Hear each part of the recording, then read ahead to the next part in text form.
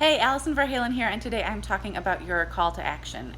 So, if your website is getting lots of traffic, your content is resonating with your audience, you're doing really well there, but you're not seeing conversions, you're not getting the sales you want from all that traffic, people are coming to your site and then they're leaving and they're not doing anything, that is probably a problem with your call to action. So, here are 5 things that you could be doing better in order to get that in line. So first is, did you forget about the call to action altogether? Because I know a lot of us do that. We work so hard on creating a great blog post, a great newsletter, coming up with topics for our social media posts, and we tend to forget that there needs to be a call to action at the end. We need something that we need the audience to do at the end of that content. You can't just leave them hanging, because then they'll click away and the chances of them finding you again are slim to none. So once they make it to your site, once they find your social media, hook them and try to hold on for dear life. Don't let them go.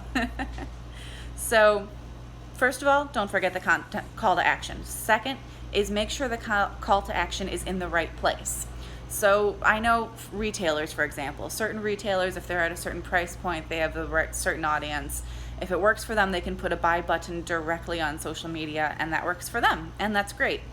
For me, for example, I know that does not work. I would say for most B2B industries, most service-based industries, that's not going to work. People are generally paying more for your services and or products, and so they're going to want to get to know you a little bit before they go ahead and start working with you. So for the most part, I would not recommend putting that buy button right there on social media. On social media, you want them to get to your website, maybe a blog post, maybe a special that you're running, whatever it is, get them to your site first. And then the content on your site needs to convert them, get them to do something else. Whether then they click the buy button there, or they explore something else on your page, or they sign up for your newsletter.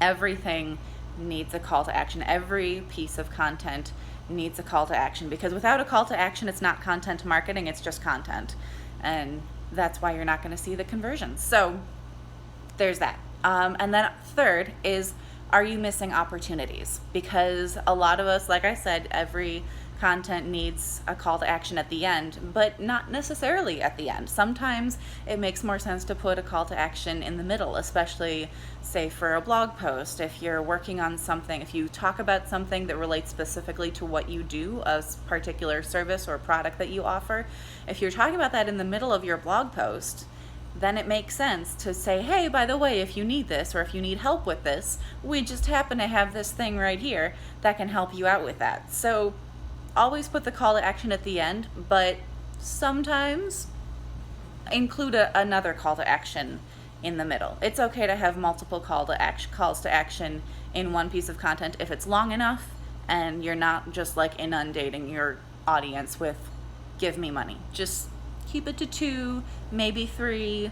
The longer the content is, the more calls to action you can get away with. Don't put a call to action in every single section of your blog post or your newsletter.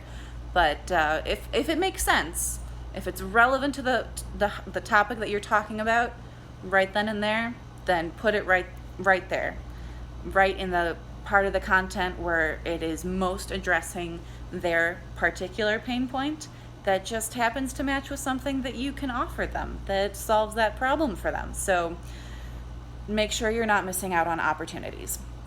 And fourth is, make sure you're engaging them before you, this goes back to, maybe you're coming on a little strong.